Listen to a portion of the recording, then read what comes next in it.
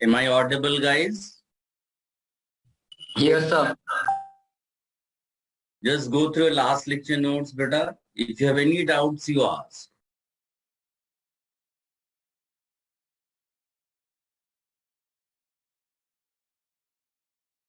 What was the last part?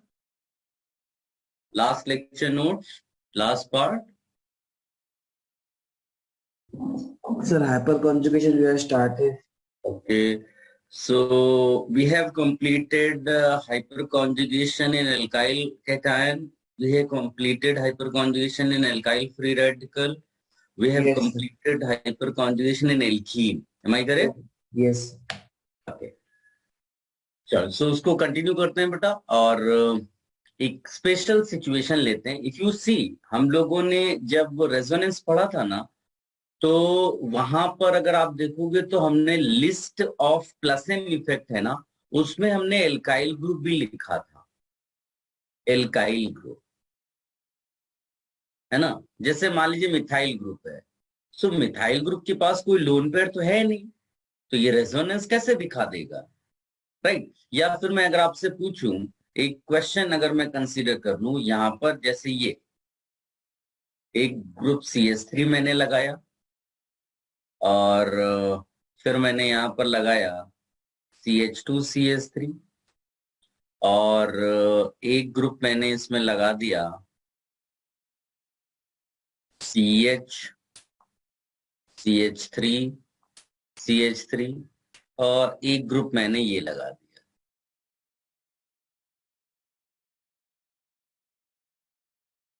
अगर इसको आप ध्यान से देखोगे तो जो सब में एल्काइल ग्रुप्स लगा हुआ है ना. बड़ा सिंपल है. अगर मैं आपसे पूछूं कि ये बताइए बेटा किस केस में electron density of benzene ring will be maximum तो आप इसको क्या देखोगे. आपके पास कोई लोन पेयर तो है नहीं कि लोन पेयर के थ्रू ये रेजोनेंस कराएगा और इलेक्ट्रॉन डेंसिटी बढ़ाएगा. यहाँ पर तो जो है सिंपल एल्काइल ग्रुप्स लगे तो आपके माइंड में नेचुरली दूसरा फैक्टर आएगा दैट इज इंडक्टिव. और इंडक्टिव बेटा सबसे ज्यादा किसका होता है. टर्शियरी एल्काइल का है ना. तो आप नेचुरली बोलोगे कि यहाँ इलेक्ट्रॉन डेंसिटी ज्यादा है. बट एक्सपेरिमेंटली जो इलेक्ट्रॉन डेंसिटी बेंजीन रिंग का निकला है वो ये है. ये किस चीज का ऑर्डर है बेटा. इलेक्ट्रॉन डेंसिटी कहां पर. Benzene ring. ठीक है. So how do we explain this. तो अगर आप इसको और ध्यान से अच्छे से देखोगे तो यू विल रियलाइज कि यहाँ हाइपर कॉन्जुगेशन है. क्योंकि जब आप जैसे आपने मिथाइल ही चूज किया तो ये डबल बॉन्ड है बेटा. Just focus on double bond और उसके बगल वाले कार्बन पे H और वो sp3 हाइब्रिडाइज्ड है. sp2 sp3 डबल और ये CH. Can you see. Yes. तो ये इसकी डबल बॉन्ड के लिए अल्फा कार्बन हो गया. तो यहाँ पर हाइपर कॉन्जुगेशन के थ्रू इलेक्ट्रॉन बेंजीन रिंग के अंदर जाते हैं. ठीक है. तो हम लोग अब हम डिस्कशन क्या करेंगे कि when alkyl group is connected to benzene ring then hyperconjugation. ठीक है. तो hyperconjugation in alkyl benzene ये आप हेडिंग डाल सकते हैं. ठीक है. और इसकी जरूरत भी पड़ी तो वो क्वेश्चन सामने मैंने आपको दिखा दिया था. ठीक है. अब देखो मैं आपको दिखाता हूं इधर कैसे लिखते हैं. जैसे मैंने वही चूज किया ये तो प्रिंसिपल स्ट्रक्चर हो गया. अब इसका हाइपर कॉन्जुगेटिव स्ट्रक्चर लिखेंगे तो ये जो सिग्मा इलेक्ट्रॉन है ये पार्टिसिपेट करेगा क्योंकि स्टाइल ही वही होता है सिग्मा पाई स्टार डीलोकलाइजेशन है ना. यही तो हाइपर कॉन्जुगेशन है. तो Yes. इसका हाइपर कॉन्जुगेटिव स्ट्रक्चर कैसा बनेगा. यहाँ डबल बॉन्ड यहाँ डबल बॉन्ड यहाँ लोन पेयर आ गया. अच्छा एक बहुत इंटरेस्टिंग फैक्ट क्या यहाँ पर निकला कि यहाँ पर हाइपर कॉन्जुगेशन होने के बाद आप देखोगे तो lone pair single double can't you see resonance also. Yes. तो इसीलिए ये बहुत इफेक्टिव हाइपर कॉन्जुगेशन है क्योंकि एक हाइपर कॉन्जुगेशन के बाद you will be able to write resonating structures. इसीलिए तो ये बड़ा इंटरेस्टिंग हो जाता है। और इसमें हम लोग although hyperconjugation is a weak factor, but यहां पर हाइपर कॉन्जुगेशन होने के बाद उसमें रेजोनेंस भी दिखाई दे रहा है अंदर। अब देखिए, और फिर अगर इसको कंटिन्यू करेंगे तो ये वापस अपने नॉर्मल उसमें चला जाएगा, क्योंकि केवल बेंजीन रिंग में आपके बॉन्ड्स जो हैं वो घूम गए। ये इसका नॉर्मल स्ट्रक्चर वापस आ गया। इस तरह से आप हाइपर कॉन्जुगेट स्ट्रक्चर्स ड्रॉ करते हैं। ठीक है। अब अगर आप इसी तरह से दूसरा वाला एच देखेंगे तो उसमें भी you will be able to draw ऐसा। ठीक, फिर फर्दर आप रेजोनेटिंग स्ट्रक्चर ड्रॉ कर सकते हो। फिर इसी तरह से थर्ड वाले के लिए भी सेम मैनर में, कोई खास डिफरेंस नहीं आएगा ऐसा। और फिर इसके भी रेजोनेटिंग स्ट्रक्चर्स ड्रॉ कर सकते हो। ठीक है, तो ये ड्रॉ कर लेना है। और at the end we will write one special note that whenever alkyl group is attached to benzene ring, its electron releasing power will be decided by hyperconjugation. मेरा पॉइंट समझ में आया? मैं लिख भी देता हूं क्योंकि वो बहुत इंपॉर्टेंट चीज है। नोट क्या अपना बनेगा कि whenever alkyl group is connected to benzene ring, actually benzene ring के अलावा आप लिख सकते हैं अनसैचुरेटेड सिस्टम, जैसे डबल बॉन्ड हो गया, ट्रिपल बॉन्ड हो गया, है ना। बट मोस्टली हम लोग बेंजीन में डील करते हैं, हमारे लिए सुटेबल एक सिस्टम है वो benzene ring. Electron releasing power, ER मतलब electron releasing power, is decided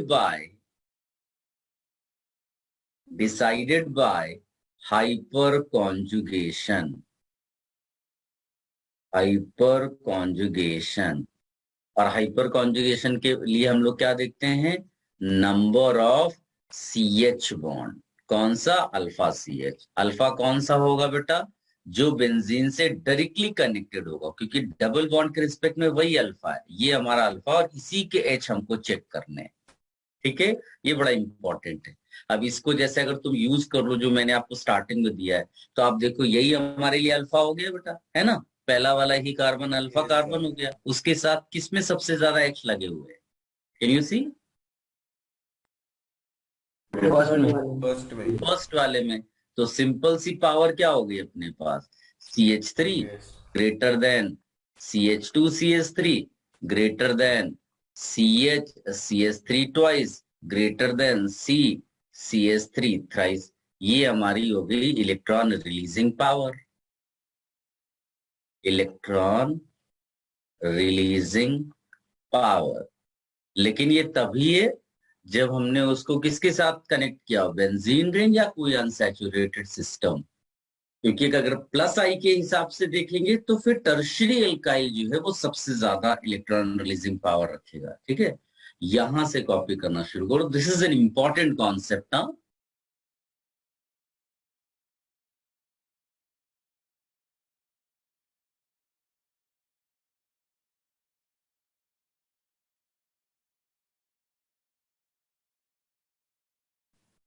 have you copied बेटा? Yes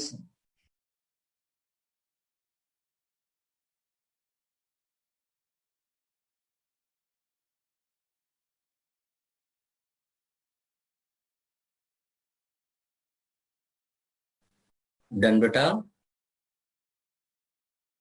yes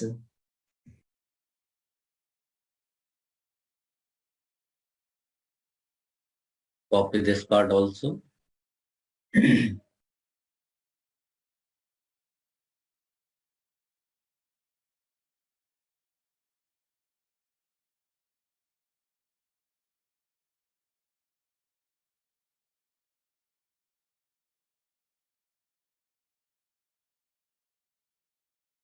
done.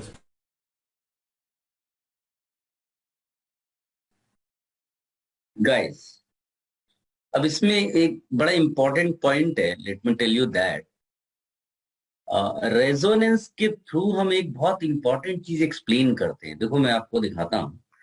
जैसे मान लीजिए कि मैंने फिनॉल ले लिया, तो फिनॉल में क्या हुआ, benzene is connected with OH, और जब आप इसका रेजोनेटिंग स्ट्रक्चर्स लिखते हो तो रियलाइज करते हो कि जो इलेक्ट्रॉन डेंसिटी है वो बेंजीन की बढ़ती तो है, बट किस पॉइंट पे बढ़ती है? तो आप बोलोगे कि ऑर्थो पर बढ़ेगी और पैरा पे, मेटा रिमेन्स अनअफेक्टेड। अगर आप सारा ड्रॉ करके देखोगे ना, तो आप रियलाइज करोगे कि जो इलेक्ट्रॉन डेंसिटी है वो ऑर्थो और पैरा पे ही जाएगी। फिर देखो ये फ्लिप करके कहां पहुंच जाएगी, ऑर्थो पे। तो ये जो OH है, ये जो इलेक्ट्रॉन डेंसिटी को बढ़ाएगा वो कहां पर बढ़ा रहा है, ऑर्थो और पैरा पे। पैरा। तो ऐसी सिचुएशन में इस OH को हम लोग कहते हैं ऑर्थो पैरा डायरेक्टर। क्या बोलते हैं बेटा? OP ortho para director. Director. इसका मतलब होता है कि जब कभी भी कोई यू नो इलेक्ट्रोफाइल, क्योंकि हम सब जानते हैं कि इलेक्ट्रोफाइल अटैक करता है बेंजीन रिंग पे, है ना? तो इलेक्ट्रोफिलिक एरोमेटिक सब्स्टिट्यूशन होता है। क्या होता है? इलेक्ट्रोफिलिक एरोमेटिक सब्स्टिट्यूशन, मतलब एक H हटेगा और उसके बदले E लग जाएगा। इसका एग्जैक्ट मैकेनिज्म तो हम अभी नहीं करेंगे, बट एक आइडिया हम लोग लेंगे। तो ऑर्थो पैरा डायरेक्टर का मतलब होता है कि देखो, इलेक्ट्रॉन डेंसिटी उसकी कहाँ ज्यादा है, ऑर्थो पे या फिर पैरा पे? तो ई कहाँ अटैक करेगा, क्योंकि उसको तो इलेक्ट्रॉन ऑर्थो या फिर चाहिए। पैरा। ऑर्थो और पैरा पे। मेटा पे अटैक नहीं करेगा, क्योंकि मेटा पे इलेक्ट्रॉन डेंसिटी कहाँ इंक्रीज हुई। यस। तो इसका जो प्रोडक्ट हम लोग लिखेंगे वो या तो ये लिखेंगे या फिर ये लिखेंगे। दो पॉसिबिलिटी वाला प्रोडक्ट लिखेंगे, ये, है ना? हम लोग मेटा पोजीशन पे ई नहीं लगाएंगे। तो इसीलिए हम लोग इस OH को, या जो भी जिसके पास, जो जिसको भी आप बोलेंगे electron releasing group via resonance, ये याद रखना। Electron releasing group via resonance, चाहे वो कोई भी ग्रुप हो, आप OH ले लो, आप NH2 ले लो, ये सबके सब ऑर्थो पैरा डायरेक्टर हो जाएंगे। जिनको भी आप ये प्रूव कर दो कि वो इलेक्ट्रॉन रिलीजिंग ग्रुप है वाया रेजोनेंस, ये सारे के सारे ग्रुप। लेकिन आपका CH3 भी ऑर्थो पैरा डायरेक्टर है बेटा। CH2 CH3 भी ऑर्थो पैरा डायरेक्टर है। इनको कैसे प्रूव करोगे कि ऑर्थो पैरा डायरेक्टर है? By concept of hyper hyperconjugation. Conjugation. मेरा पॉइंट समझ में आया? इनको तो आपने दिखा दिया कि लोन पेयर है, लोन पेयर है, लोन पेयर है, लोन पेयर है। इवन Cl, Br, IF, ये सब के सब वही हैं, ऑर्थो पैरा डायरेक्टर। ये सब लोन पेयर के थ्रू आप बता सकते हो कि electron density will increase at ortho and para, so electrophile is going to attack at ortho और पैरा। इसको एक्सप्लेन करने के लिए we use concept of hyperconjugation. मेरा पॉइंट समझ में आया बेटा? इसको नोट कर लो।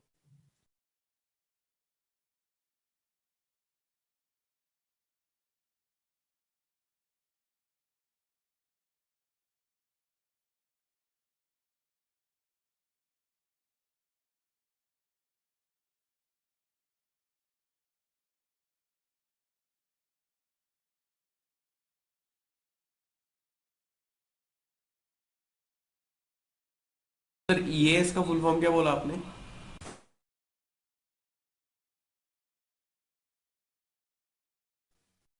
इलेक्ट्रोफिलिक एरोमेटिक सब्स्टिट्यूशन बेटा, electrophilic aromatic substitution.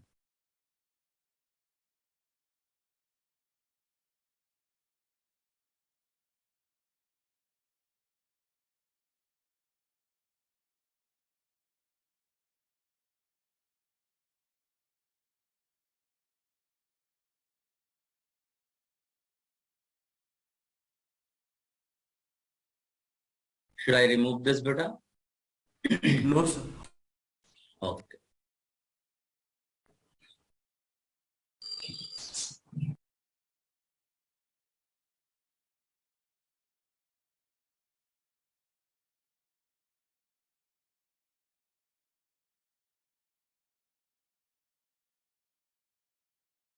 Yes.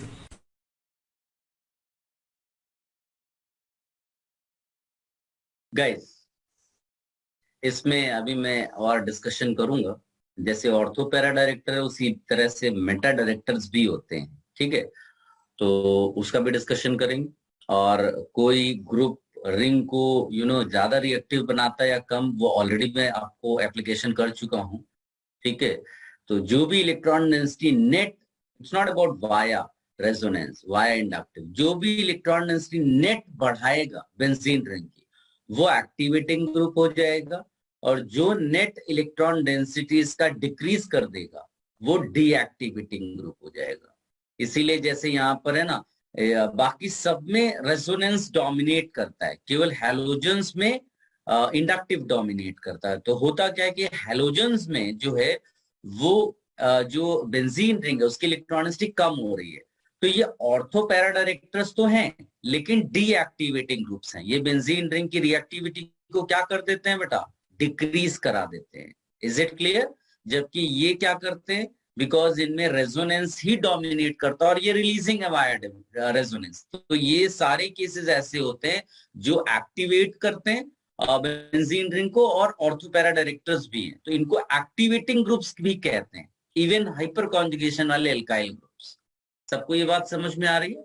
Although इसका डिस्कशन हम बाद में करेंगे डिटेल में जब रिएक्शन मैकेनिज्म चैप्टर आएगा, बट एक आइडिया अपने को अभी से होना चाहिए।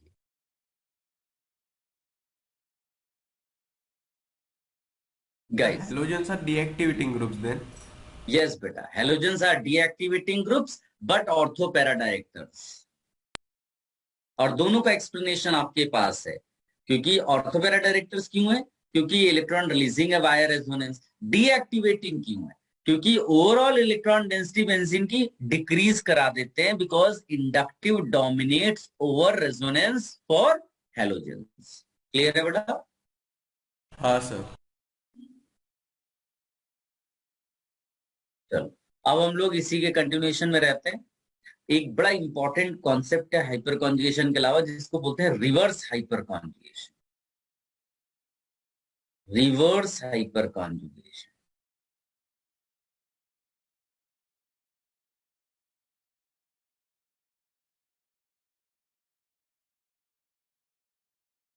रिवर्स हाइपर कॉन्जुगेशन, इसका क्या मतलब है? तो एक बड़ा इंटरेस्टिंग ग्रुप है बेटा, CCl3। CCl3 नॉर्मली जो ग्रुप्स होते हैं, जैसे कि CHO, जैसे कि NO2, उन सब में देखोगे कि ये इलेक्ट्रॉन विड्रॉइंग ग्रुप्स है वाया रेजोनेंस, है ना? आप इस तरह के कई सारे ग्रुप्स ले सकते हो, ये सारे के सारे इलेक्ट्रॉन विड्रॉइंग है वाया रेजोनेंस। तो इलेक्ट्रॉन विड्रॉइंग वाया रेजोनेंस होने से क्या होता है? अगर ये ग्रुप इलेक्ट्रॉन विड्रॉइंग है वाया रेजोनेंस, सो इलेक्ट्रॉन्स बाहर की तरफ मूव करेगा बेंजीन से, और किस किस पॉइंट पे आपका इलेक्ट्रॉन डेफिशिएंसी आएगा? तो उसका आंसर है ऑर्थो पे, और ऑर्थो के बाद पैरा पे। यानी कि इलेक्ट्रॉन डेफिशिएंसी आई तब भी कौन अनअफेक्टेड रहा? मेटा। मेटा। इसका मतलब है ऐसे कंपाउंड्स में जब इलेक्ट्रोफाइल अटैक करेगा तो इलेक्ट्रोफाइल को रिलेटिवली कहां पर इलेक्ट्रॉन डेंसिटी ज्यादा नजर आएगी? सर मेटा पे। मेटा पे। इसका मतलब है कि मेटा पोजीशन पे अब अटैक होगा। इसीलिए ऐसे ग्रुप्स को हम लोग क्या बोल देंगे बेटा? Meta directors. क्या आप समझ पाए बेटा कि मेटा डायरेक्टर्स कैसे प्रूव किया हमने इनको? Yes sir. ठीक है, एक बार और सुन लो बेटा। ये जितने भी ग्रुप्स हैं, ये सारे के सारे ग्रुप्स क्या है बेटा? इलेक्ट्रॉन विड्रॉइंग ग्रुप्स हैं वाया रेजोनेंस, राइट? तो when they withdraw electrons from benzene ring, the electron deficiency you'll notice at ortho position and para position. Meta remains unaffected. So relatively electron density will be greater at meta position. तो जब electrophile attack करेगा तो उसको relatively electron density कहां ज्यादा दिख रही? Meta पे। तो वहां का H रिप्लेस कर देगा और अटैच हो जाएगा, अटैक वहां किया उसने मेटा पे ही। तो इस तरह से ये ग्रुप क्या कहलाए, मेटा डायरेक्टर्स। इतनी बात समझ में आई? Yes sir. ये इस तरह से हमने मेटा डायरेक्टर्स प्रूव कर दिया। लेकिन एक ये जैसे ये ग्रुप है, ये ग्रुप भी मेटा डायरेक्टर होता है, ये ग्रुप भी CF3 भी मेटा डायरेक्टर होता है। अब इनको कैसे मेटा डायरेक्टर प्रूव करेंगे? इनमें तो ऐसा है नहीं जो हम लोग ने बोला था कि first atom not having hyper lone pair and it is pi bonded with more electronegative. तो यहाँ कोई पाई बॉन्ड नहीं दिख रहा, सब सिग्मा बॉन्ड वाले, all 3 Cl connected with carbon, sigma bonded. इसमें कैसे अल्फा प्रूव करेंगे? तो ये कॉन्सेप्ट क्या है बेटा, reverse reverse hyper hyperconjugation. Conjugation. ये आपको हेल्प करेगा। ठीक है, तो इसको देखो बेटा, मैंने मान लीजिए ये लिखा,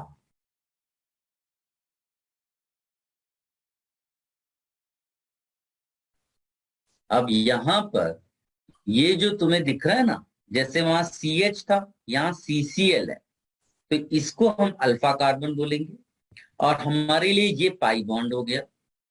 अब क्या होगा, बिकॉज प्रीवियस केस में क्या होता था कि CH बॉन्ड में जो H है, H was capable of holding positive charge, जबकि Cl is capable of holding negative negative. charge। यानी यहां पर जैसे कभी CF हुआ, CCl हुआ, यू नो इस तरह की कोई ग्रुप हुए जो स्ट्रॉन्ग इलेक्ट्रोनेगेटिव वाले केसेस हो गए, तो they are capable of holding negative charge. तो यहाँ अपोजिट डायरेक्शन में इलेक्ट्रॉन फ्लो होता है, अपोजिट डायरेक्शन में इलेक्ट्रॉन फ्लो होता है, राइट। इसीलिए इसको रिवर्स बोलते हैं, रिवर्स हाइपर कॉन्जुगेशन। जैसे हाइपर कॉन्जुगेशन में क्या था, सिग्मा इलेक्ट्रॉन्स पाई स्टार को मिल रहे थे, यानी एंटी बॉन्डिंग पाई ऑर्बिटल को। यहाँ क्या होगा, पाई जो है फील्ड जो ऑर्बिटल, मॉलिक्यूलर ऑर्बिटल, वो सिग्मा के एंटी बॉन्डिंग को इलेक्ट्रॉन देगा, यानी इसको पाई सिग्मा स्टार कॉन्जुगेशन भी बोलते हैं। ठीक है, अभी मैं लिखकर सब दिखा रहा हूं, बट एक बेसिक आइडिया होना चाहिए, जो वहां पर उसका ऑपोजिट है, याद रखना है। तो जैसे मैं अगर जैसे CH3 वाले में भी हमने हाइपर कॉन्जुगेट स्ट्रक्चर्स लिखे थे, यहाँ भी सेम वे में यू कैन डू। देखो, एज आई एक्सप्लेन्ड यू, ये इधर इलेक्ट्रॉन फ्लो करेगा तो Cl को माइनस मिल जाएगा। So this way you can write hyperconjugative structure। यहाँ प्लस आया और Cl Cl Cl minus, plus अंदर आ गया, देखो इलेक्ट्रॉन डेफिशिएंसी आ गई बेंजीन रिंग में। और लेकिन वो इलेक्ट्रॉन डेफिशिएंसी आ कहाँ कहाँ रही है, ऑर्थो पे और पैरा पे। पैरा पे। और हाँ, यहाँ पर, यहां से यहाँ तो हाइपर कॉन्जुगेशन था, रिवर्स हाइपर कॉन्जुगेशन, बट इसके आगे क्या शुरू हो गया, रेजोनेंस। क्या देख पा रहे हो बेटा? तो ये रिवर्स हाइपर कॉन्जुगेशन बड़ा इंटरेस्टिंग अपने लिए हुआ। इसने CCl3 क्यों मेटा डायरेक्टर है ये प्रूफ कर दिया। इसी तरह से आप दूसरे केसेस भी लिख सकते हो सेम मैनर में।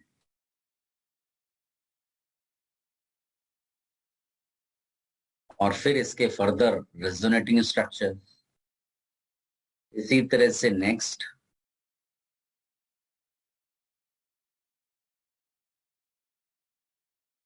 ये, और फर्दर फिर रेजोनेटिंग स्ट्रक्चर।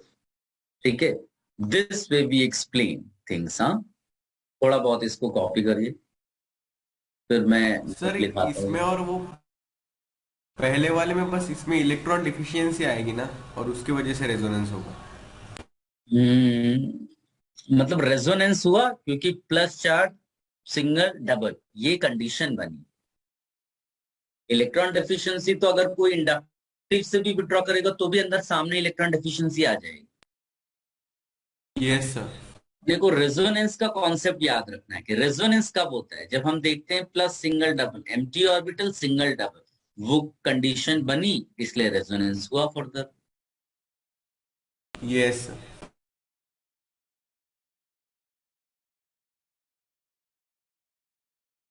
यहां पर मैं एक नोट लिखा दूं क्या बेटा, यस हाँ सर। सर। है ना? तो पहले आप कॉपी कर ली। चलेगा, जैसे इस पेज की चीजें कॉपी करना मेरे को बताना, तो पहले मैं नोट लिखा दूंगा, फिर तुम वो वाला कॉपी कर लेना next part.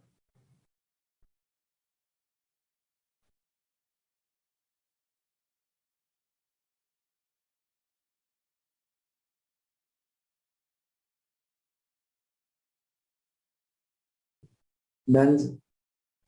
No.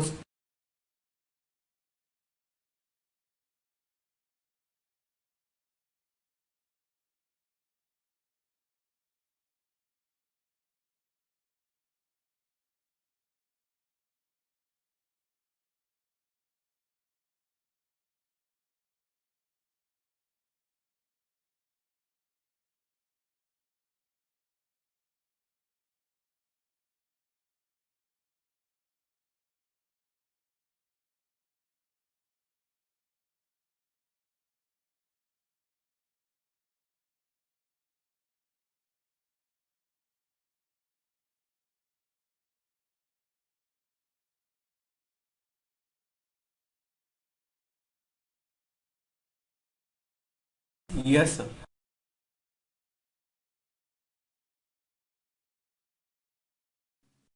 Guys, now you write the note.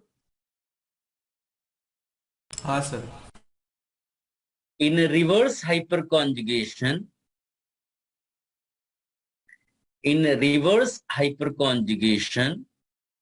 the flow of electrons is in the opposite direction.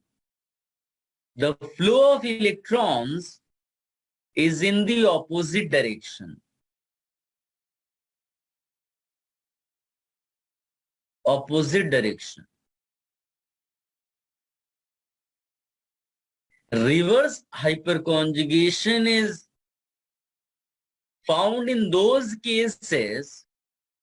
Reverse hyperconjugation is found in those cases where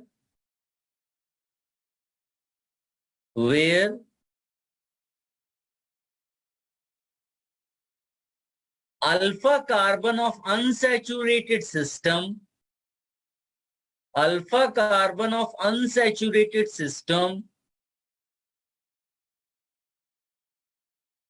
is connected to strong electronegative elements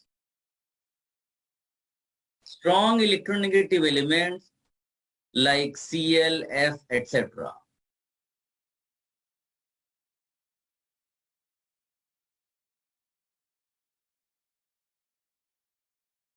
ठीक है, जैसे मैं आपको दिखाता हूं, look here.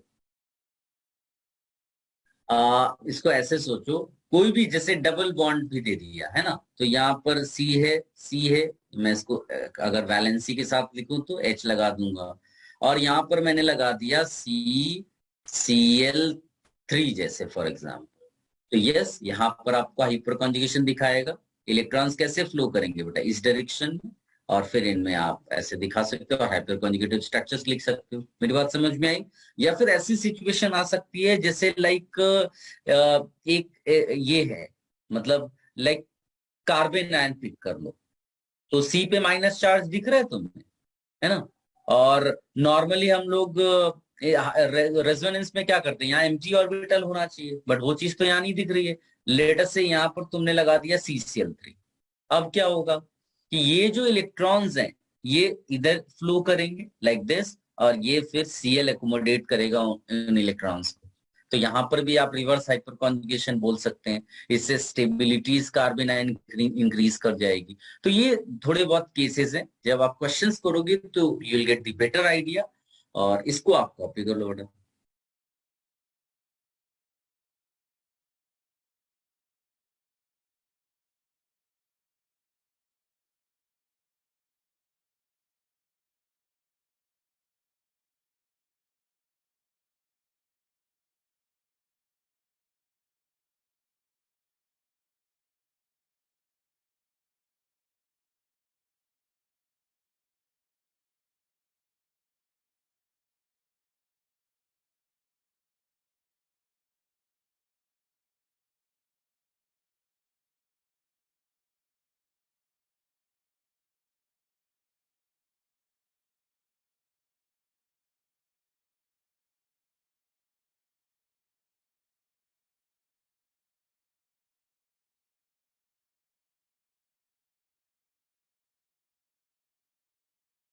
Done. Done. Now you copy this part also, beta.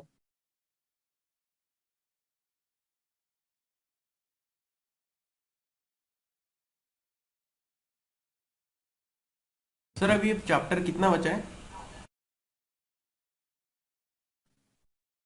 इसमें बेटा इसके एप्लीकेशंस करेंगे। अब देखो इसके बाद क्या होगा, तुम्हारे जो एप्लीकेशंस होंगे उनमें वो पुराने कॉन्सेप्ट्स भी, रेजोनेंस, इंडक्टिव और ये नया हाइपर, ये सब इंक्लूड होकर के वही सारी चीजें आएंगी जो हमने पहले एप्लीकेशंस में पढ़े थे। थोड़े और ऐड करेंगे एप्लीकेशन। फिर इसके बाद एक कॉन्सेप्ट आता है जो इसका लास्ट कॉन्सेप्ट होता है, वो एरोमेटिसिटी। फिर सारे वो एरोमेटिसिटी भी कंबाइंड हो जाता है उन एप्लीकेशंस में। ऑल्दो मैंने थोड़ा बहुत एरोमेटिसिटी से रिलेटेड चीजें कराई हैं, जैसे रेजोनेंस एनर्जी के क्वेश्चंस देखोगे स्टार्टिंग में कराए थे, बट फिर भी थोड़ा जब वो डिटेल्ड स्टडी कर लेंगे एरोमेटिसिटी की, तो आप कंफर्टेबल हो गए एप्लीकेशंस में उसको क्विकली यूज करने में। ठीक है।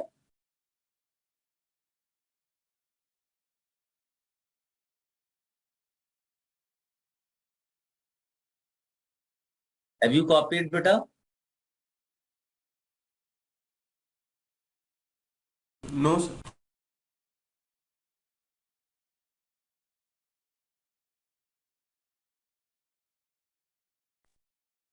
डन।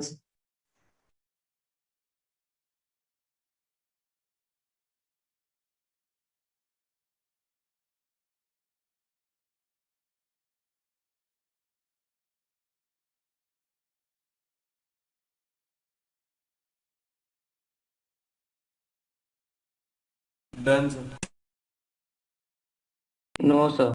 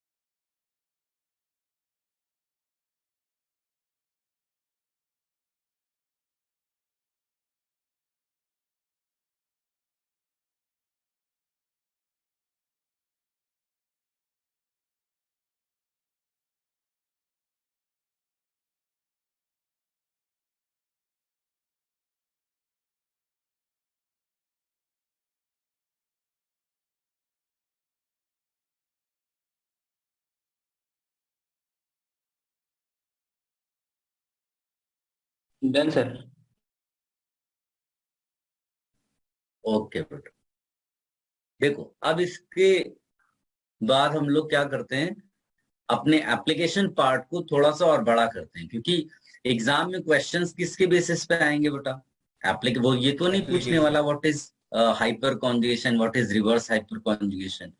वो क्वेश्चंस पूछेगा एप्लीकेशन पार्ट पे। तो अब हम लोग एप्लीकेशन पार्ट में इस हाइपर कॉन्जुगेशन को भी इंक्लूड कर लेंगे। तो आप फिर से हेडिंग डालिए, बार बार अपना एप्लीकेशन। देखो हमने स्टार्ट में भी जब इंडक्टिव किया था तो हमने इमीडिएट एप्लीकेशन स्टार्ट कर दिए थे।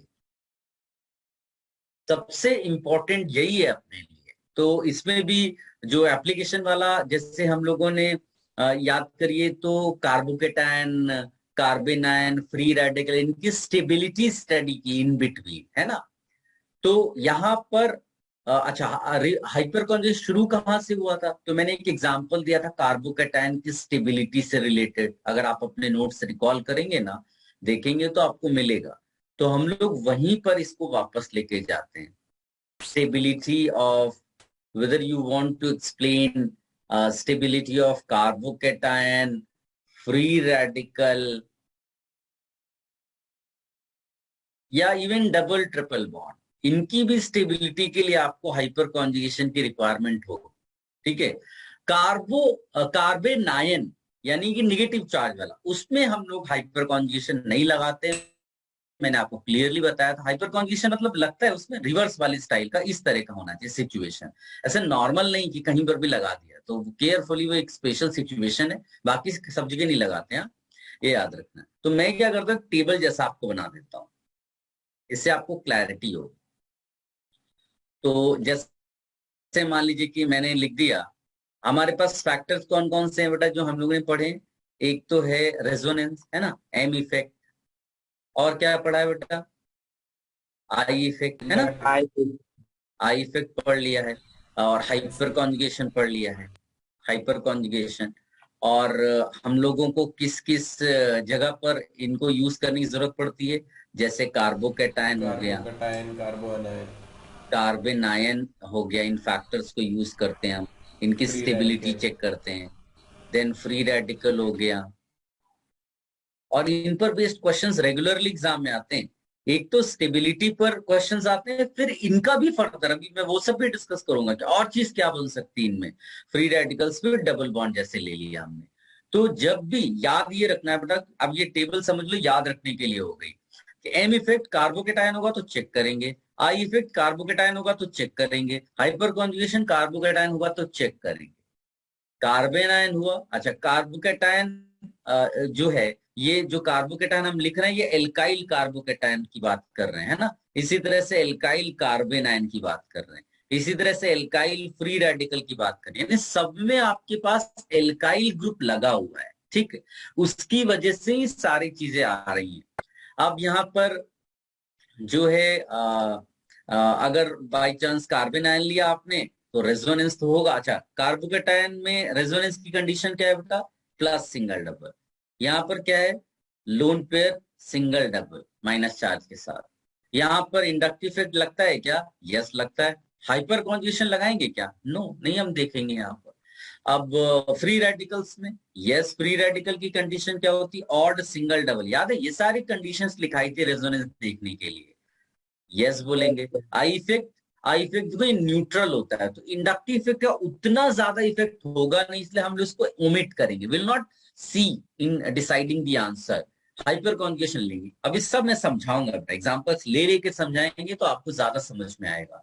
अभी के लिए केवल टेबल बना दिया कि अचानक से तुम्हें सोचना हो कि कौन सा फैक्टर आंसर डिसाइड करने के लिए देखें हम लोग, तो जहां क्रॉस लगा है उसको अवॉइड करेंगे, है ना। एक्सेप्शनल बिहेवियर्स हो सकते हैं, बाकी नॉर्मल सिनेरियो में इसको नहीं चेक करते। अब इसी तरह से डबल बॉन्ड न्यूट्रल है, लेकिन रेजोनेंस तो दिखाता है डबल सिंगल डबल जब भी होता है, तो यस देखेंगे। इंडक्टिव की जरूरत पड़ेगी क्या, इंडक्टिव थोड़ा इलेक्ट्रॉन पुश या पुल करता है, तो उतना चार्जेस के हिसाब से तो इसमें होगा नहीं आंसर, इसमें तो डबल बॉन्ड डीलोकलाइजेशन चाहिए, तो वो हाइपर कॉन्जुगेशन में भी होता है, वो चेक करेंगे। ये टेबल के फॉर्मेट में इसको आपने बना रखा है, इसको सो दैट आप जब भी क्वेश्चन सॉल्व करें तो अचानक से देखना हो कि कौन सा फैक्टर चेक करें, तो आप समझ जाएंगे। अब देखो एक और इंपॉर्टेंट बात बेटा, इस टेबल को देख के क्या लगता है कि कौन सी ऐसी चीज है यहाँ पर जिसमें तीनों इफेक्ट्स वर्क कर रहे हैं, तो आंसर क्या है बेटा, कार्बोकैटायन, पूरा ठीक से बोलना है, कार्बोकैटायन। अब तीन फैक्टर्स वर्क करने का नुकसान क्या है, अगर दो फैक्टर्स वर्क कर रहे होते तो हम लोग जानते हैं कि मेसोमेरिक इफेक्ट डोमिनेट करता है मोस्टली, तो अगर दो फैक्टर वर्क कर रहे हैं तो आपको पता चल जाएगा कि आंसर किससे निकालना है पहले। जैसे मान लीजिए कि आप डबल बॉन्ड की स्टेबिलिटी चेक कर रहे हैं, तो आपको पहले किससे स्टेबिलिटी चेक करनी है, मेसोमेरिक इफेक्ट, है ना, क्लियर कट पता है कि वो डोमिनेट करता है। फिर फ्री रेडिकल की स्टेबिलिटी चेक कर रहे हैं तो किसके बेसिस पे पहले चेक करेंगे, mesomeric. M effect. Carbanion की स्टेबिलिटी चेक कर रहे हैं तो भी दो ही फैक्टर्स हैं, इंडक्टिव वर्सेस मेसोमेरिक, मेसोमेरिक। यहां प्रॉब्लम आ जाती है, यहां क्यों है, ऑल्दो मेसोमेरिक डोमिनेट करता है लेकिन वीक फैक्टर्स भी तो दो एक्स्ट्रा लग रहे हैं, एक फैक्टर होता तो हार भी जाता, दो दो फैक्टर्स लाइक दो पतले लोग और एक मोटा लोग, तो दो पतले अगर मिल करके ऐसा स्ट्रेंथ पावर जनरेट कर दे कि मोटे को हरा दिया, वो सिचुएशन भी तो हो सकती है। दैट मीन्स सबसे डिफिकल्ट केस कौन सा बनता है स्टेबिलिटी डिसाइड करने का बेटा, कार्बोकटायन का। कार्बोकैटायन। इसीलिए तुम्हारे आंसर्स गलत होने के चांसेस किसमें है, कार्बोकैटायन। कार्बोकटायन में। ये मैं तुमको क्यों समझा रहा हूं, क्योंकि अगर तुम्हारा क्वेश्चन कार्बन आयन स्टेबिलिटी का गलत हो गया तो इसका मतलब गड़बड़ है, तुमने अच्छे से स्टडी नहीं किया। फ्री रेडिकल्स का गलत हो गया, इसका मतलब स्टडी नहीं किया ठीक से। डबल बॉन्ड की स्टेबिलिटी का क्वेश्चन गलत हो गया, इसका मतलब ठीक से स्टडी नहीं किया। कार्बोकैटायन का गलत हुआ, इट्स ओके, प्रैक्टिस करेंगे धीरे धीरे वो भी हो जाएगा, बट उसमें गलत होने के चांसेस ज्यादा है, ठीक है। अब देखो लास्ट लेक्चर, लास्ट या लास्ट टू लास्ट लेक्चर जब हमने हाइपर कॉन्जुगेशन का डिस्कशन किया, उससे पहले एक एप्लीकेशन चल रहा था, इन दोनों की स्टेबिलिटी का कंपैरिजन। ये और ये एक टर्शरी कार्बोकेटायन है और ये एक बेंजाइल कार्बोकेटायन। अगर हमें ये टेबल नहीं पता होती तो हम केवल मेसोमेरिक और इंडक्टिव पता होता तो हम मेसोमेरिक का आंसर निकाल देते, तो हमारा जो स्टेबिलिटी है वो किसके लिए ज्यादा होता? बेंजाइल कार्बोकेटायन है ना, प्लस सिंगल डबल आपको रेजोनेंस दिख रहा है, इसमें केवल इंडक्टिव दिख रहा है। लेकिन अब हम जानते हैं कि ये हाइपर कॉन्जुगेशन भी शो करता है, और एक्सपेरिमेंटल डेटा क्या कहता है बेटा? ये स्टेबिलिटी ऑर्डर है, सॉरी एक्सपेरिमेंट क्या कहता है? ये स्टेबिलिटी ऑर्डर है। ठीक है, किस चीज का ऑर्डर है बेटा? ये stability order. Now how will you prove कि स्टेबिलिटी ऑर्डर ये है? तो कॉन्सेप्ट देखते हैं बेटा। 3 फैक्टर्स वर्क करते हैं ना कार्बो कैटायन में। तो इसमें देखो बेटा, सबसे पहले तो इसमें रेजोनेंस होगा कि नहीं होगा? यस होगा। होगा सर। और इसमें हम लिखेंगे नो रेजोनेंस। नहीं होगा। यानी अगर केवल रेजोनेंस पे आंसर डिसाइड करना होता तो ये विनर हो जाता। अब आते हैं इंडक्टिव इफेक्ट पे। अगर इंडक्टिव देखेंगे तो बताओ, फिनाइल फिनाइल C6H5 होता है। फिनाइल का इंडक्टिव इफेक्ट क्या होता है? -I, मतलब electron withdrawing group. Electron withdrawing group क्या होता है? वो कार्बोकेटायन की प्लस को और बढ़ा देगा, इससे वो डिस्टेबलाइज करेगा। जबकि यहाँ CH3 ग्रुप्स हैं, CH3 ग्रुप्स, 3 CH3 ग्रुप्स हैं। ये CH3 ग्रुप क्या होते हैं बेटा? +I, मतलब इलेक्ट्रॉन रिलीजिंग ग्रुप। तो they will decrease the positive charge, as a result stability increase करेंगे।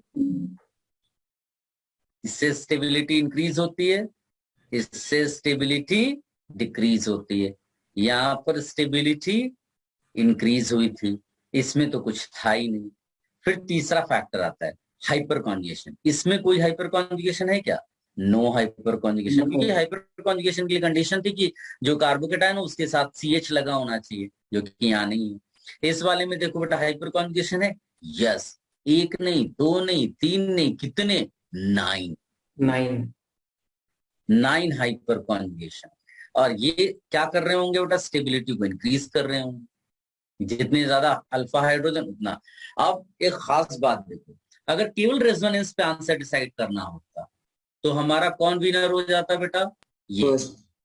अगर केवल इंडक्टिव पे डिसाइड करना होता तो कौन विनर हो जाता? सेकंड। अगर केवल हाइपर कॉन्जुगेशन पे डिसाइड करना होता तो कौन विनर हो जाता? सेकंड वाला। ऐसा देखने में लग रहा है कि इधर तो 2 फैक्टर्स हैं, इसीलिए ये डेफिनेटली विनर हो जाएगा। इतना आसान नहीं, इसका एक फैक्टर ही बड़ा स्ट्रांग होता है, क्योंकि वो कौन सा फैक्टर है बेटा?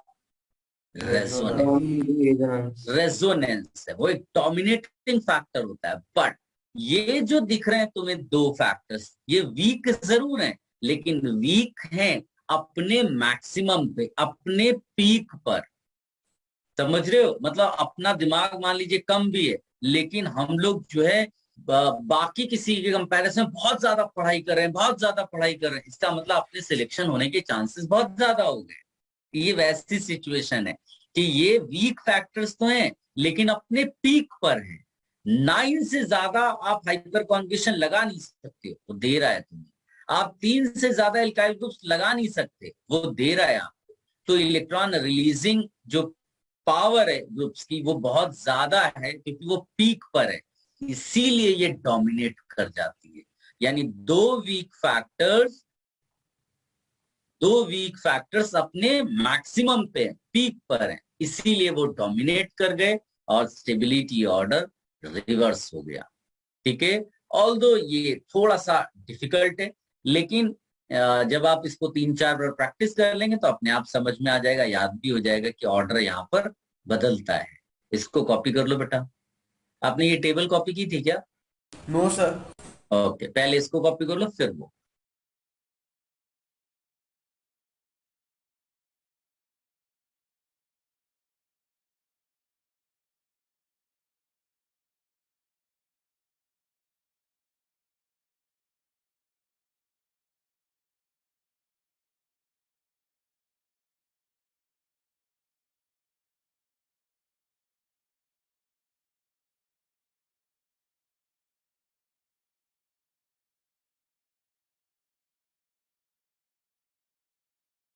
Done sir. No sir. Okay बेटा।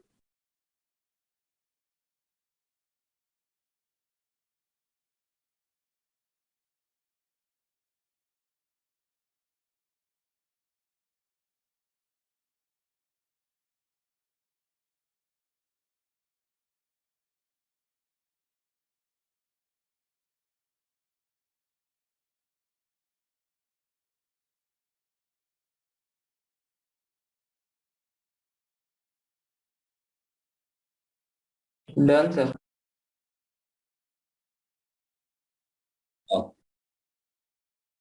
Copy this also.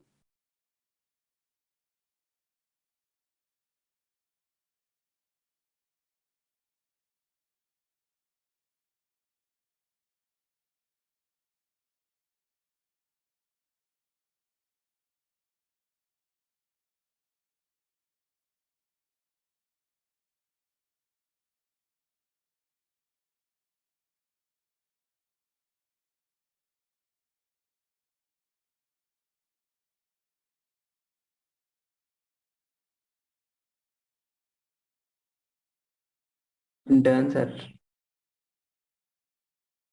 Done. No sir. Okay okay.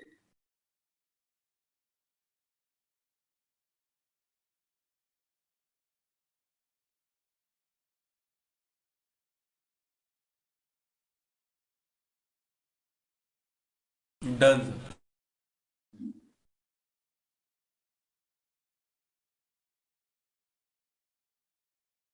अब इसमें जैसे एक अनदर एप्लीकेशन हम लोग यहाँ लिखेंगे, stability of free radical. Stability of free radical. Stability of free radical. जैसे एग्जांपल्स में अगर आप चूज करूं तो ये लिया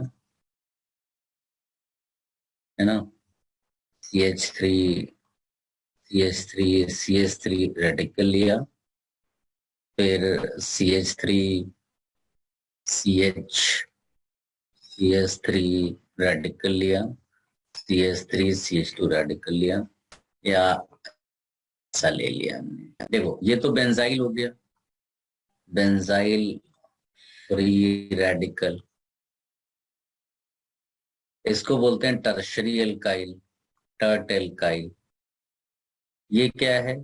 सेकेंडरी एल्काइल। ये क्या है? Primary alkyl.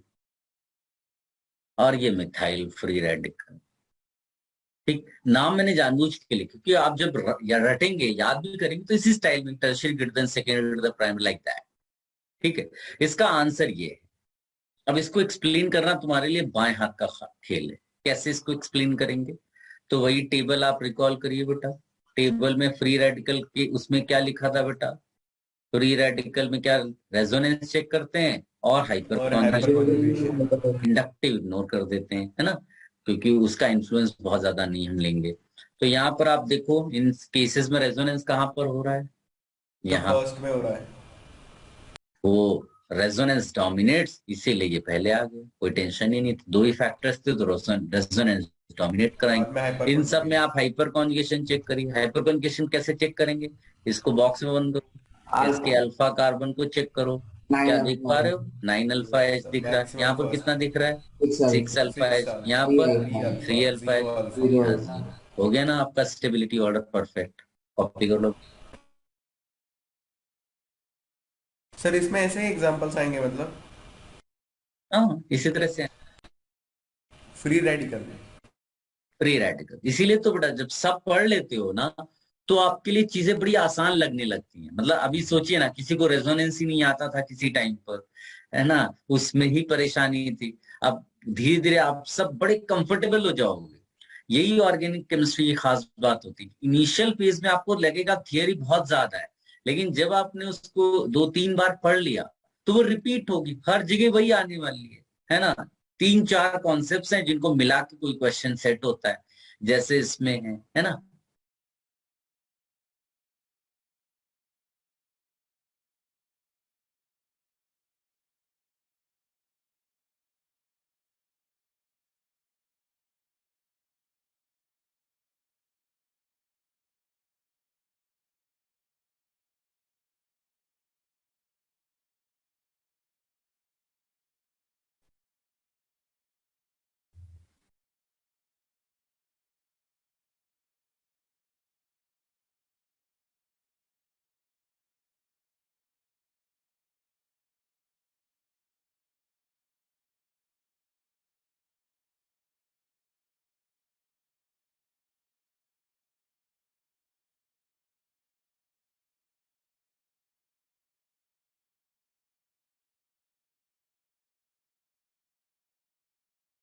Done sir.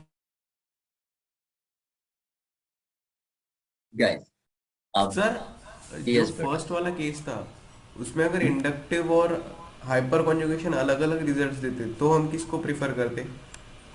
आपने समझा नहीं शायद। हम यहाँ पर दो ही फैक्टर्स तो देख रहे थे, रेजोनेंस एंड नहीं हाइपर। सर, इसके पहले वाला केस कार्बोकैटायन का। कार्बोकेटायन का ना, हाँ तो आपको इतना टेंशन अगर लेने की दोनों जरूरत अलग नहीं है। अलग बताते कि एक बढ़ाता सुनो है। तो सुनो सुनो सुनो मेरी बात। जब भी ऐसा होगा तो इसका मतलब है रेजोनेंस ही डोमिनेट करेगा ना। ये लोग कब विनर हो पा रहे, यानी कि एक कम इंटेलिजेंट तभी सिलेक्ट हो पाएगा जब वो बहुत ज्यादा हार्ड वर्किंग हो। आप मेरी बात समझ पा रहे हैं? ऐसा नहीं है कि इंडक्टिव और रेजोनेंस साथ में एक साथ फैक्टर लग गए तो वो ज्यादा स्टेबलाइज होगा। नो नो, ये अपने मैक्सिमम पे है तब है। खाली हार्ड वर्क से काम नहीं चलेगा। अगर इंटेलिजेंट कम है तो बहुत ज्यादा हार्ड वर्क करना पड़ेगा। ऐसा है। तो ये कुछ ही केसेस है जो आप करते रहोगे, और उसके बाद अपने बाकी सब में नॉर्मल रेजोनेंस ही प्रेफरेंस में लेना है, इतना टेंशन नहीं लेना है। जो केसेस अलग से होंगे वो आप यहीं से करके जाएंगे एग्जाम में, आपको वहां अपने आप सोचने की जरूरत नहीं है। मेरी बात समझ में आई? Yes sir. Back to this बेटा, अब नेक्स्ट एप्लीकेशन लिखिएगा, स्टेबिलिटी ऑफ डबल बॉन्ड।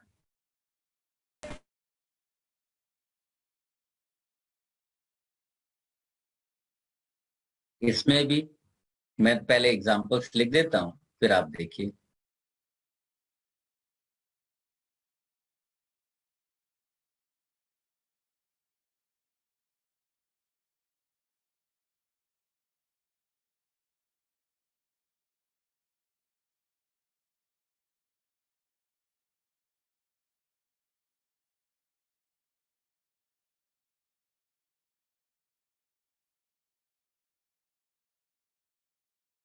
देखो बेटा, जब कभी भी यहां पर आपको हाइपर कॉन्जुगेशन चेक करना हो तो पूरे डबल बॉन्ड वाले दोनों कार्बन को मिला के बॉक्स के अंदर डाल देंगे। इससे क्या कभी मिस्टेक नहीं होती।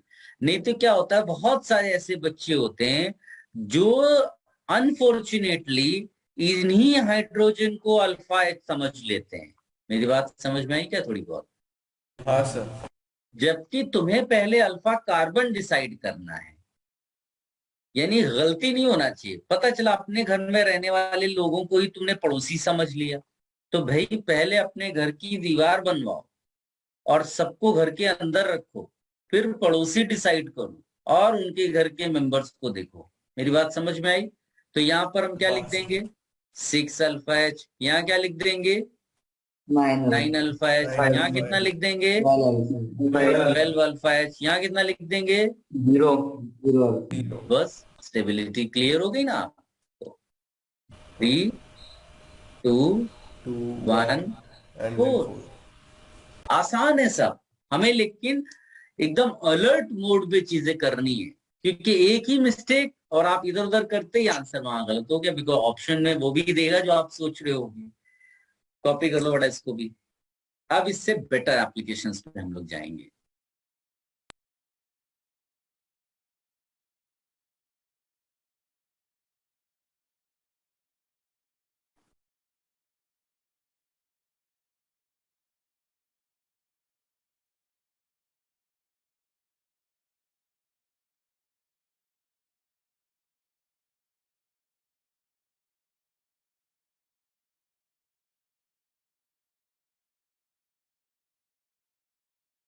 Done sir.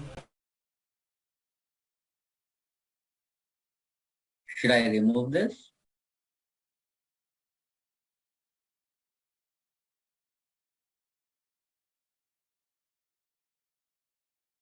Yes, sir.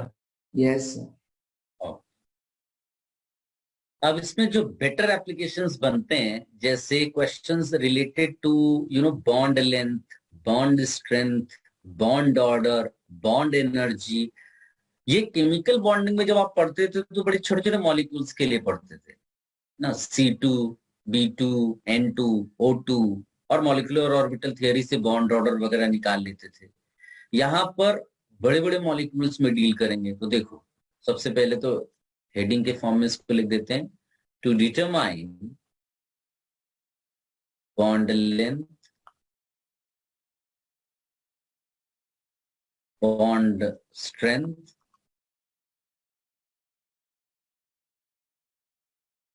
Bond order. Concept तो एक ही है, केवल आपको कभी ऑर्डर उल्टा लिखना है, कभी सीधा लिखना है, बस यही है। बॉन्ड एनर्जी, है ना ये। और अपने को भूलना है नहीं, क्या नहीं भूलना है बेटा, कि अगर कहीं पर लेट अस से ट्रिपल बॉन्ड है तो उसका जो बॉन्ड स्ट्रेंथ होगा वो डबल बॉन्ड के कंपैरिजन में ज्यादा होगा, और डबल बॉन्ड के कंपैरिजन में अगर सिंगल को देखेंगे तो सिंगल कम हो जाएगा। क्या मेरी बात सबको समझ में आई बेटा? इसमें कोई बड़ी बात तो है नहीं, है ना। ट्रिपल बॉन्ड स्ट्रॉन्गर होगा तो डबल बॉन्ड होगा। Yes. आप इसको बॉन्ड स्ट्रेंथ बोल सकते हो, बॉन्ड एनर्जी बोल सकते हो, बॉन्ड ऑर्डर बोल सकते हो, है ना। सबके लिए सेम ही हो जाएगा। अच्छा, खास बात यहां नहीं है, खास बात यहां है कि हम बीच में पार्शियल बॉन्ड को भी डालेंगे ये, और इधर आएंगे तो पार्शियल डबल, इस तरह से। क्या मेरी बात समझ में आई बेटा? पहले भी ये चीज बताई है मैंने। अब यहीं पर बॉन्ड लेंथ अगर बोल देगा तो तो इसी का इसके क्या बाद कर में देंगे, उल्टा कर देंगे। इसका उल्टा कर दो बेटा। अब बोलो, कोई कुछ बीच में बोल रहा था बेटा? सर वो सिंगल बॉन्ड के बाद में वो वीक बॉन्ड भी होगा ना? हाँ, वो सब सोच सकते हैं बट उसकी जरूरत पड़ती नहीं है। वो सिचुएशन पे देखेंगे तो वो ऑटोमेटिकली आप समझ लेना। अभी इस पे कॉपी कर लो पहले बेटा, फिर मैं क्वेश्चन के थ्रू आपको एक्सप्लेन करता हूं।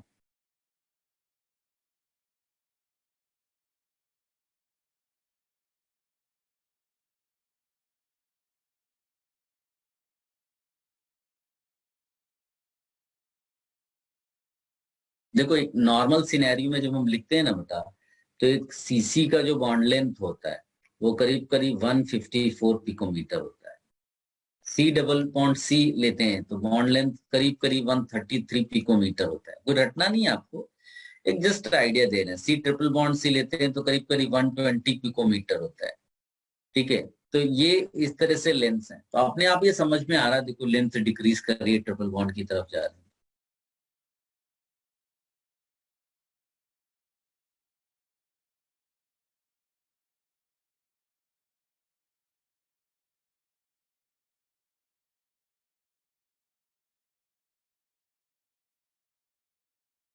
सर एक बार वो वीक बॉन्ड क्या रहता बताएंगे? वीक बॉन्ड क्या रहता है मतलब? आप ये जानना चाहते हो क्या कि जब हम कंपेयर करेंगे तो डबल बॉन्ड वीकर होगा कि ट्रिपल बॉन्ड वीकर होगा या सिंगल बॉन्ड वीकर होगा, आप ये बोल रहे हो?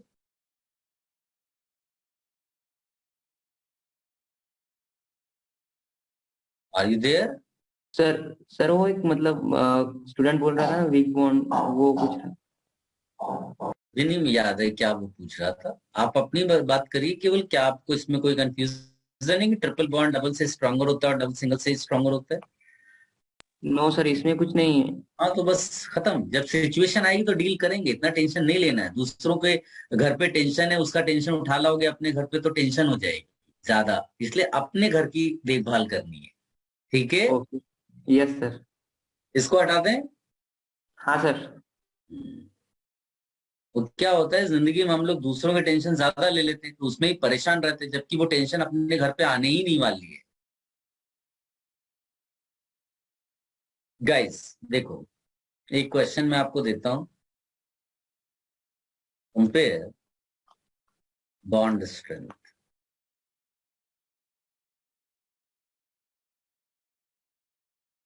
C2C3। C2C3 आप अभी समझ जाओगे। पहला कंपाउंड लिखा हुआ है CH2 double bond CH single bond CH double bond CH2। दूसरा कंपाउंड लिखा हुआ है CH3 CH2 CH3। तीसरा कंपाउंड लिखा हुआ है CH3 CH double bond CH2। अब ये C2C3 क्या होता है?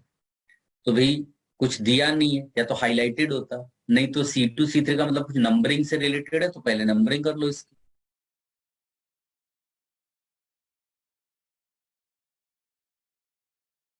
जहां पर आइडेंटिकल है कोई प्रॉब्लम नहीं तो नंबरिंग के रूल्स तो आपको मालूम ही है। तो क्या आप देख सकते हो बेटा C2C3 मतलब वो किसका कंपैरिजन आपस में कराना चाहता है? ठीक है, जितने C2C3 तुमको दिख रहे हैं सब इनिशियली क्या है बेटा? सिंगल बॉन्ड है, राइट ना? Yes sir. इनिशियल देखोगे अगर आप इनिशियली, तो ये सिंगल बॉन्ड है, सिंगल।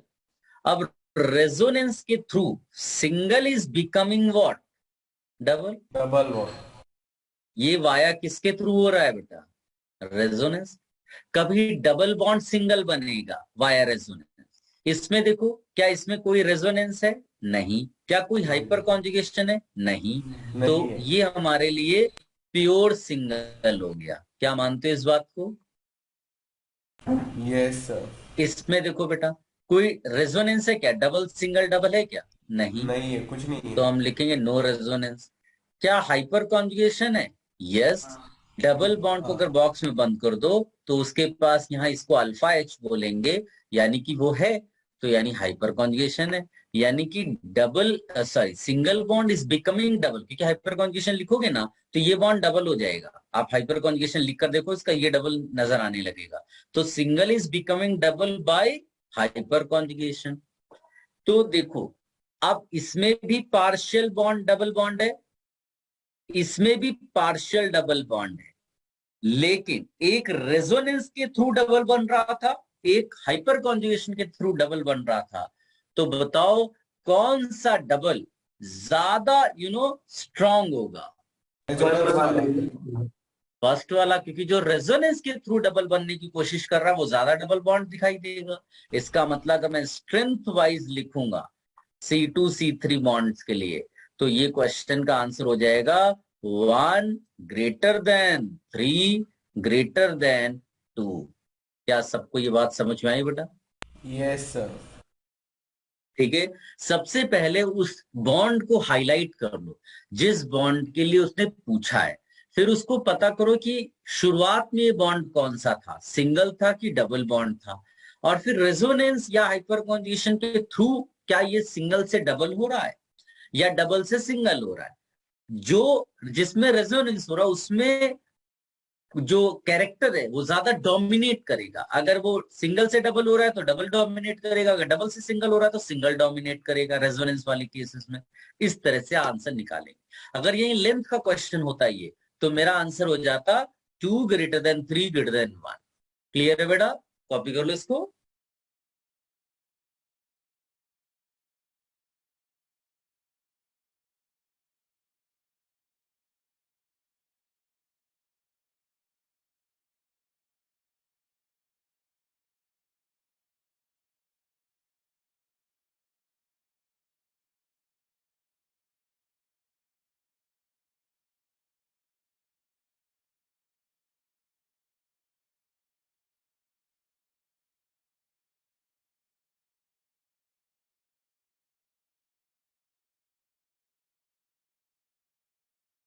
डन बेटा? No sir.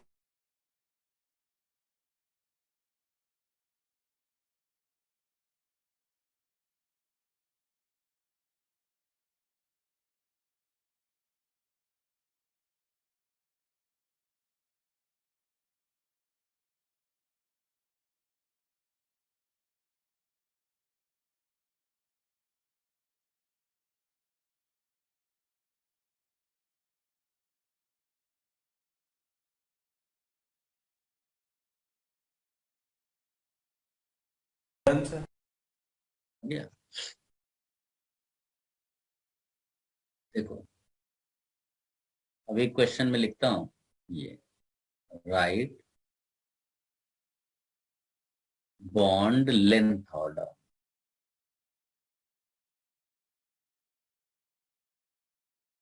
of double bond double bond in following compound. Example देखो, जब वो डबल बॉन्ड कह रहा है तो ये तो उसने बताया नहीं कौन सा डबल बॉन्ड, तो बहुत चांसेस है कि जिन डबल बॉन्ड्स की बात कर रहा है वो या तो एक ही होगा कंपाउंड में या एक जैसे होंगे। क्या मेरी बात समझ में आई? अगर कई सारे डबल बॉन्ड होते और अलग अलग होते तो वो हाईलाइट करता C1 C2 C2 C3 इस तरह बोल करके। क्या मेरी बात सबको समझ में आ रही थोड़ी बहुत? Yes. गाइस अब आप देखो, किसी भी बॉन्ड तीनों आइडेंटिकल हैं, हाईलाइट कर लो। मान लो इसकी बात कर रहे हैं हम लोग, इसकी बात कर रहे हैं, क्योंकि हाईलाइट करना बड़ा जरूरी है ना कि किसका कंपैरिजन आप कर रहे हो। ये तो सबसे पहली चीज कि जैसे ये पहला डबल बॉन्ड, तो डबल इज बिकमिंग सिंगल। क्या इस बात को आप समझ पा रहे हो बाय रेजोनेंस? Yes sir. है ना? क्या इसमें भी रेजोनेंस हो रहा है? Yes, double single Yes, double देख sir. सकते हो। यानी यहां पर भी double is becoming single by resonance. इसमें देखो क्या रेजोनेंस है? नहीं, लेकिन हाइपर कॉन्जुगेशन तो है, because here you have CH3, here you have CH3, here you have CH2, here you have CH2। तो यहां पर double is becoming single by hyperconjugation. Hyperconjugation. यहां पर देखो, उधर तो कोई ग्रुप नहीं है लेकिन यहां तो है ना? तो यहां पर भी double is becoming single by hyperconjugation. Hyper. आप ये देखना है कि किसमें रेजोनेंस सबसे ज्यादा हो रहा है, तो इसमें सबसे ज्यादा रेजोनेंस हो रहा है, इसका मतलब ये सबसे फर्स्ट ज्यादा वाला। सिंगल बनेगा। और जो सबसे ज्यादा सिंगल बनेगा, मैक्सिमम सिंगल बॉन्ड कैरेक्टर, है ना? मैक्सिमम सिंगल बॉन्ड कैरेक्टर, कोई प्योर सिंगल तो है नहीं, तो बस इसी से आंसर आ जाएगा। मैक्सिमम सिंगल बॉन्ड कैरेक्टर का मतलब उसकी लेंथ सबसे ज्यादा होगी। क्या सब बच्चों को क्लियर है?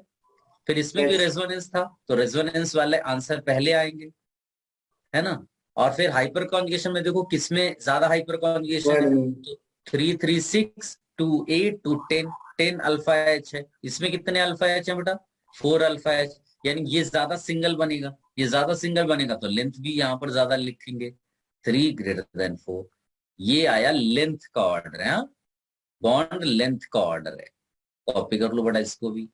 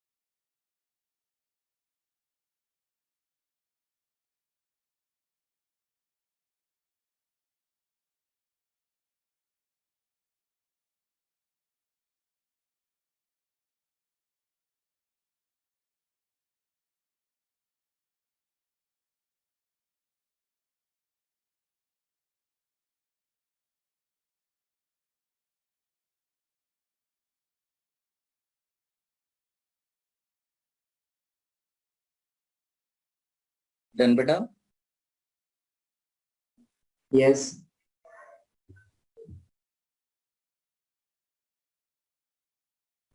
कई बार तुम्हें ऐसे भी क्वेश्चंस मिलेंगे, जैसे लेटर से ये दिया हुआ है CH3 C double bond O NH2, है ना? और एक दिया हुआ है CH3, या CH3 के बदले में लिख देता हूं NH2 C double bond O NH2, है ना? मान लीजिए कि एक क्वेश्चन है जिसमें इस बॉन्ड की लेंथ की डिस्कशन कर रहा है, CO बॉन्ड लेंथ। और एक क्वेश्चन ऐसा बनाया है जिसमें उसने ये green coloured CN bond length की बात कर रहा है, CN बॉन्ड लेंथ।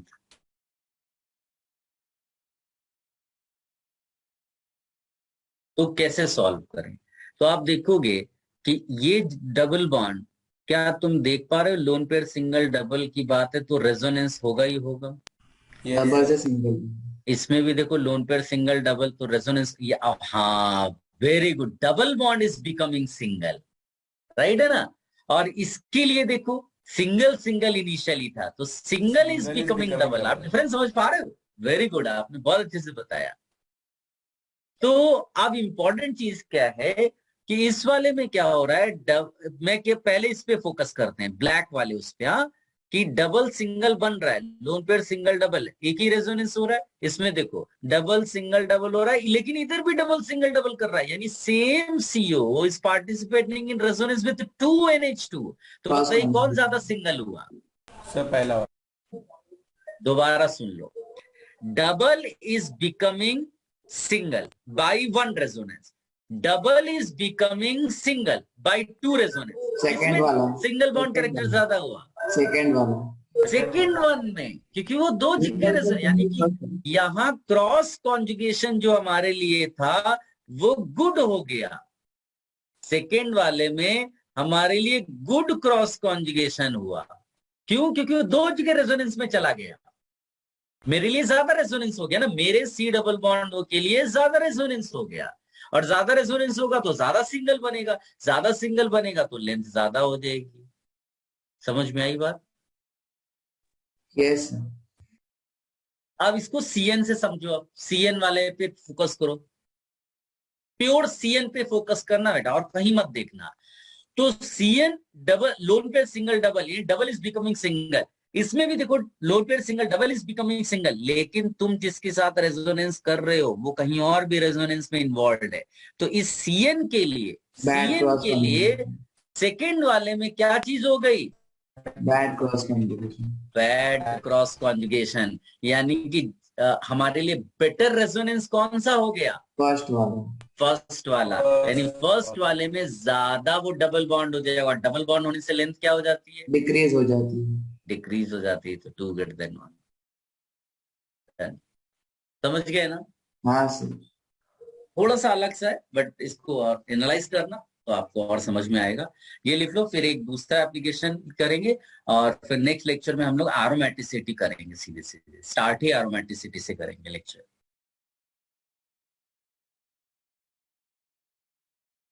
देखो क्रॉस कॉन्जुगेशंस के एप्लीकेशंस भी आ गए हैं ना, स्टार्टिंग में हमने क्रॉस कॉन्जुगेशंस पढ़े थे।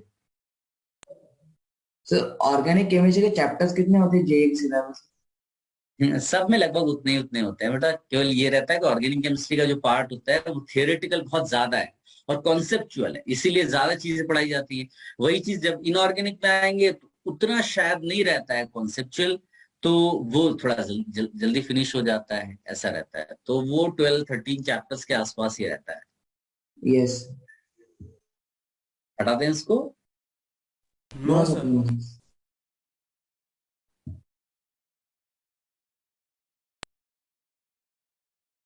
सर इसमें फर्स्ट एक बार बताएंगे? सीओ बॉन्ड जो है ना उस पे फोकस करो। सीओ बॉन्ड रेजोनेंस करके से डबल से सिंगल जा रहा है, तो जिसमें ज्यादा अच्छा रेजोनेंस होगा, ज्यादा रेजोनेंस होगा वो ज्यादा सिंगल हो जाएगा। तो इसमें सीओ केवल एक NH2 के साथ रेजोनेंस कर रहा है, इसमें सीओ 2 NH2 के साथ रेजोनेंस कर रहा है, तो ज्यादा सिंगल हो जाएगा। हाँ यस।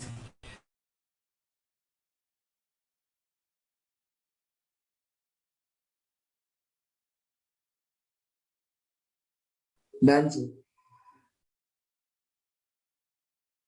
हटा दें। Yes sir. ओके, आप लिखिएगा, this is also very important application to determine heat of hydrogenation. देखो थर्मोडाइनेमिक्स भी पढ़ रहे हैं ना, थर्मोडाइनेमिक्स में हीट ऑफ रिएक्शंस पढ़ते ही पढ़ते हैं। यस। तो हीट ऑफ हाइड्रोजनेशन क्या होता है कि भाई जब हम हाइड्रोजनेशन कराते हैं तो जो एनर्जी रिलीज होती है उसको हीट ऑफ हाइड्रोजनेशन कहते हैं। मान यस। लीजिए कि आपको CH2 डबल बॉन्ड CH2 दिया हुआ है, प्लस H2 दे दिया है ना, और जो भी कैटलिस्ट वगैरह डाला आपने और प्रोडक्ट बना दिया, तो ऑफ कोर्स यहाँ पर एडिशन किया तो एनर्जी रिलीज हुई। तो जो भी एनर्जी रिलीज हुई, मान लीजिए X kilo joule energy release हुई, है ना, तो आप इस एक्स को क्या बोल दोगे? Heat of hydrogenation. तो हीट रिलीज्ड ड्यूरिंग रिएक्शन, और उसको माइनस साइन के साथ रिप्रेजेंट करेंगे। क्यों? क्योंकि वो एक रिलीज्ड एनर्जी है ना। तो डेल्टा एच हाइड्रोजनेशन हम लिख देंगे -x। क्लियर है बेटा? Yes sir. ये तो थर्मोडाइनेमिक्स के पॉइंट ऑफ व्यू से हो गया। अब आते हैं किसकी ज्यादा होगी। जैसे मान लीजिए एक एग्जांपल ये ले लो आप, आपने इसमें भी H2 डाला, राइट, इसमें भी आपने वो बना दिया प्रोडक्ट। अब आप ये देखो बेटा कि इस वाले डबल बॉन्ड पे भी H2 ऐड हुआ, इसमें तो डबल बॉन्ड के पॉइंट ऑफ व्यू से कोई प्रॉब्लम नहीं है। लेकिन डबल बॉन्ड यहां पर हाइपर कॉन्जुगेशन के थ्रू स्टेबलाइज हो रहा है, यस और no? Double bond hyperconjugation के थ्रू क्या हो रहा है? स्टेबलाइज हो रहा है। स्टेबलाइज हो रहा है। तो अगर वो स्टेबलाइज होगा, अगर वो स्टेबलाइज होगा तो फिर हाइड्रोजनेशन क्यों करेगा? मेरी बात Yes. समझ में आई? यस और अगर हाइड्रोजनेशन हाँ। नहीं करेगा तो एनर्जी रिलीज कम होगी कि ज्यादा एनर्जी रिलीज होगी? कम रिलीज कब होगी। होगी? कम रिलीज होगी। तो हम लोग लिख देंगे less hydrogenation, less hydrogenation due to more stable stabilisation by alkene, hyperconjugation. More stability of alkene, यानी कि लेस हीट ऑफ हाइड्रोजनेशन। तो हम लोग एक चीज क्लियर कट बोल सकते हैं, स्टेटमेंट लिख सकते हैं, उसको जैसा भी आप लिखना चाहें। क्या लिख सकते हैं बेटा? कि भाई हीट ऑफ हाइड्रोजनेशन जो है वो इनवर्सली प्रोपोर्शनल टू स्टेबिलिटी होगी डबल बॉन्ड। क्या मेरी बात समझ में आई? Yes sir. एकदम क्लियर कट आप ये चीज हाईलाइट कर सकते हैं कि जो ज्यादा स्टेबल एल्कीन होगी उसका हीट ऑफ हाइड्रोजनेशन नेचुरली कम हो जाएगा। कॉपी कर लो इसको। तो स्टेबिलिटी सिर्फ डबल बॉन्ड की या पूरे कंपाउंड की स्टेबिलिटी? डबल बॉन्ड पे डिपेंडेंट है, केवल डबल बॉन्ड, मतलब कंपाउंड से ही रिलेटेड, बट वो एल्कीन ही है ना, तो पूरा कंपाउंड की स्टेबिलिटी ही डबल बॉन्ड पे डिपेंडेंट हो जाती है। यस।